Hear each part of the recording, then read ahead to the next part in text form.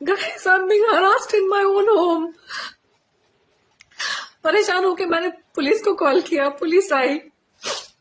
தனது சொந்த வீட்டிலேயே தனக்கு துன்புறுத்தல் நடப்பதாக நடிகை தனுஸ்ரீ தத்தா கண்ணீர் மல்க வெளியிட்டுள்ள இந்த வீடியோ பரபரப்பை ஏற்படுத்தியுள்ளது.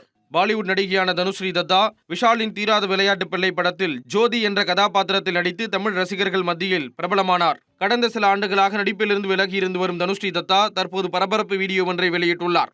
அதில் தனது சொந்த வீட்டிலேயே தனக்கு துன்புறுத்தல் நடப்பதாக கூறியுள்ள அவர், தயவு செய்து யாராவது தனக்கு உதவுங்கள் என்றும் வேண்டுகோள் விடுத்துள்ளார். தனது வீட்டு மேற்கூரை மற்றும் கதவுக்கு வெளியே கடுமையான இரைச்சல் சத்தங்கள் கேட்பதாகவும், இது தொடர்பாக கன்னட நிர்வாகத்துக்கு புகார் அளித்து சோர்ந்து போய்விட்டதாக அவர் குறிப்பிட்டுள்ளார்.